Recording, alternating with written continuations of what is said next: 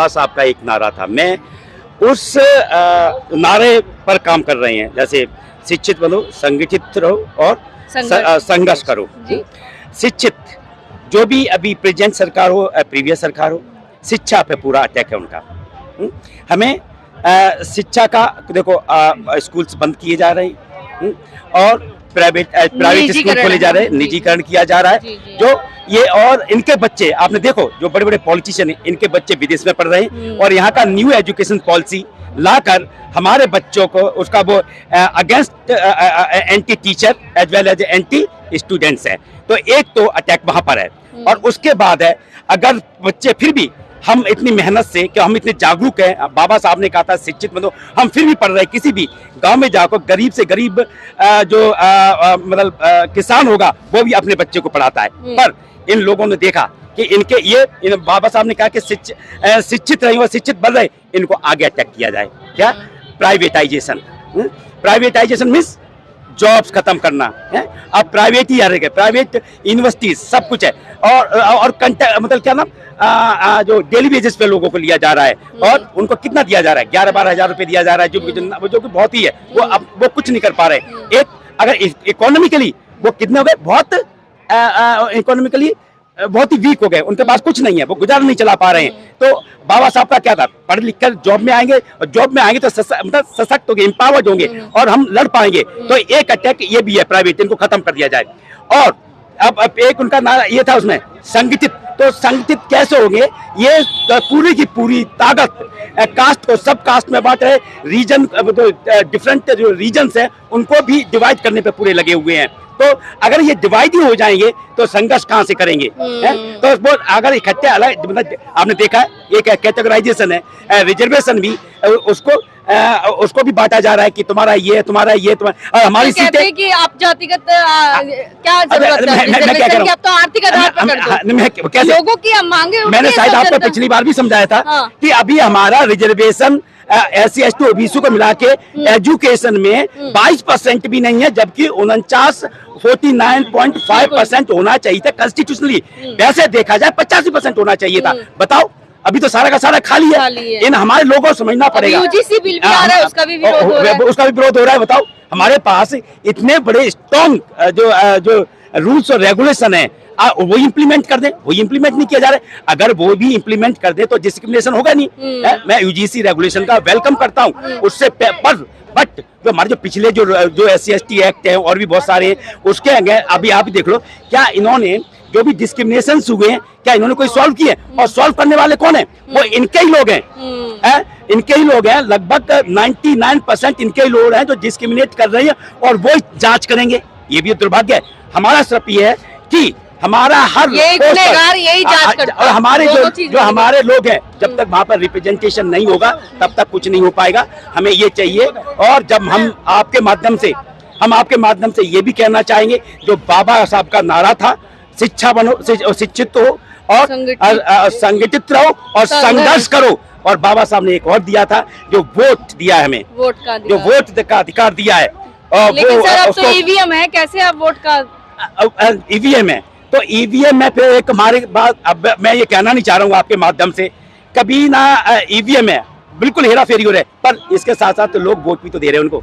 हमारे एक दिल्ली यूनिवर्सिटी का एक एग्जाम्पल है, वहाँ ईवीएम से नहीं होता है, पर वहां पर वोट दे रहे हैं। क्योंकि कुछ जो अपने लोग हैं, मैं कहना नहीं चाहूंगा, इस शब्द यूज करना चाह रहा हूं पर आपके सामने नहीं कहना चाहूंगा, सिर्फ अपने जरा से इंटरेस्ट के लिए, सारे फायदे के लिए पूरा का पूरा सरेंडर कर दिया। पूरा बाबा साहब के विजन को खत्म कर दिया इन्होंने और कर रहे हैं। क्या बचा है? 95। आपने ये देखा भी होगा, संसद में अगर अपने का समाज का कोई व्यक्ति सांसद बन भी जाए, क्या वो उठाता है आवाज? नहीं, आपने देखा है। अभी मुझे एक बताओ, आपने मनुस्मृति पे हमने पूरा विरोध किया कि दिल्ली यूनिवर्सिटी में नहीं इंप्लीमेंट हो सकता।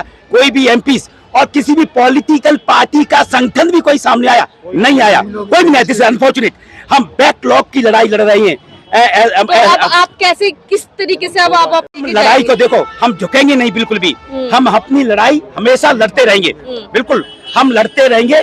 हम कभी ना कभी, फिर वही बात आ गई है, हमारे पास हथियार बाबा साहब ने जो वो दिया है, वोट का अधिकार दिया। हम आपके माध्यम से पूरे समाज को, मैं तो बहुजन समाज को कहता हूं, प्लीज अब अपनी एक जगह यूज कर लो, इसको यूज कर लो और अपनी सरकार लेके आओ। मैं अपनी सरकार लेके क्या आओ। अपने ही समाज की जो पार्टियां हैं, क्या वो अपने ही समाज के लोगों को टिकट देती है, नहीं देती है? आपने भी देखा होगा।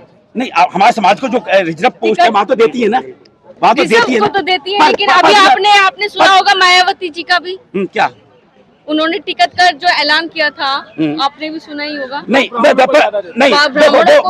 हम इस पे थोड़ा सा नहीं करना चाहिए, पर एक मैं कहना चाहूंगा, जो बीएसपी ने 100 साल जो इतना किया है वो कभी हजारों सालों में कोई नहीं कर सकता है।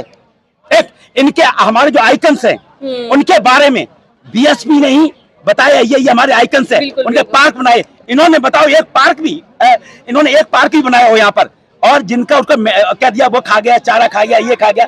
बताओ, जो उनका और ये जो यहाँ का जो इनके आइकन्स है उनकी मेंटेनेंस पे ही इतना पैसा लग जाता है जितना उन्होंने बनाने में लगाया है। जी। ये दिखाओ, तो ये हमने सशक्त किया है। अब वो दुर्भाग्य है कि अपने जो पर्सनल इंटरेस्ट के लिए इधर उधर जा रहे हैं, तो वो तो हमारी जनता कहती है बलवान है, हमें प्रॉपर वे में अपना वोट हटा दिया, फिर भी वही चिपके हुए।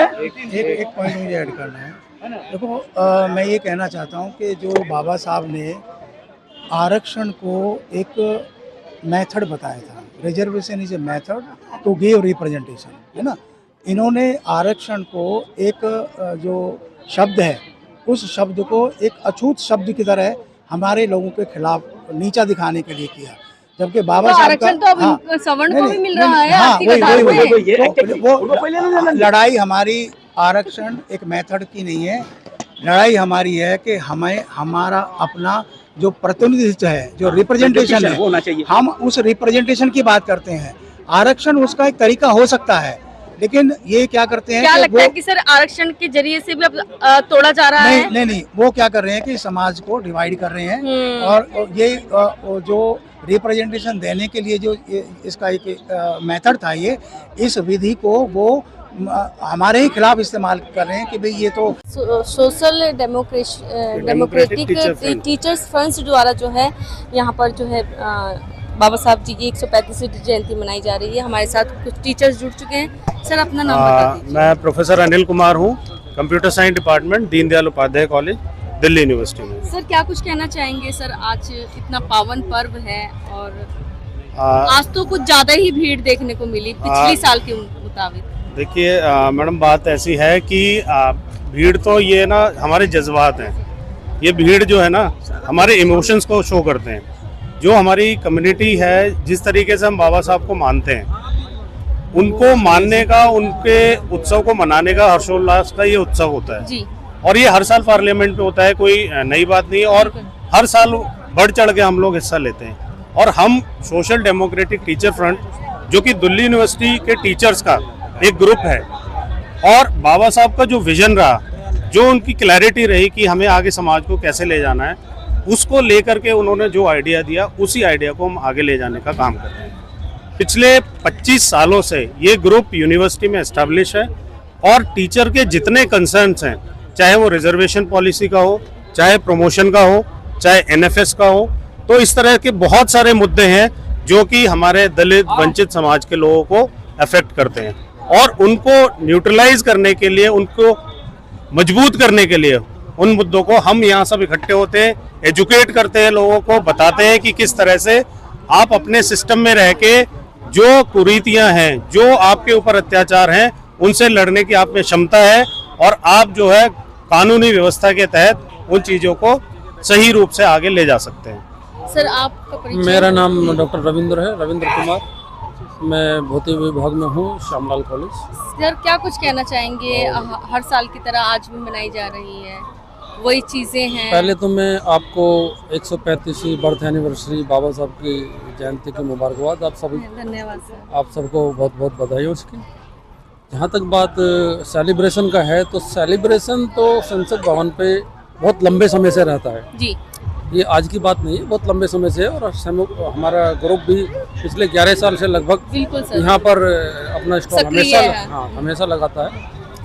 ये जैसे डॉक्टर साहब ने बोला कि ये तो हमारे जज्बात हैं, जो यहाँ पे हम अपने जयंती के अवसर पर सब लोग आके उसको सेलिब्रेशन के तौर पर मनाते हैं। बेसिकली जज्बात के साथ साथ बाबा साहब का विजन, उनके विचार जो हर व्यक्ति ने अपने अंदर धारण किए हैं, आगे बढ़ने की प्रेरणा जो उन्होंने बताया कि विषम परिस्थितियों में भी हम आगे बढ़ सकते हैं, आप घबराइए नहीं। बेसिकली ये उनका विजन है जी जिसे आप समझ नहीं पा रहे। तो विषम परिस्थितियों में भी हम आगे बढ़ सकते हैं, उन्होंने बढ़ के दिखाया है।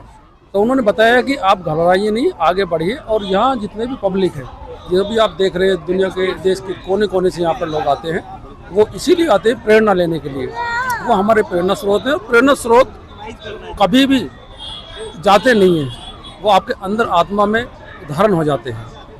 ठीक है, तो ये बाबा साहब का विजन को लेकर सब लोग आते हैं, उनकी विचारों को लेकर जाते हैं और उसको आगे बढ़ाते हैं। धन्यवाद सर। हमारे साथ और भी मैं प्रोफेसर सतवीर बरवाल।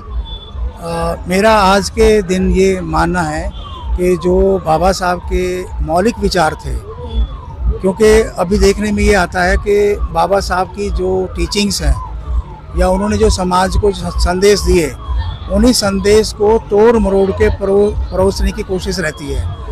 हमारे इस ग्रुप का एक ये हमेशा उद्देश्य रहा है कि जो बाबा साहब के जो विचार हैं और ख़ास तौर से जो उनको शिक्षित संगठन का जो उनका विचार था, उस पे काम करते हैं हम। और समाज में ये आज के टाइम भी जो उनका ये मानना था कि हम मेहनत से, ईमानदारी से समाज को संगठित कर सकते हैं और समाज में जो परिवर्तन लाने का जो जरिया है वो केवल शिक्षा है।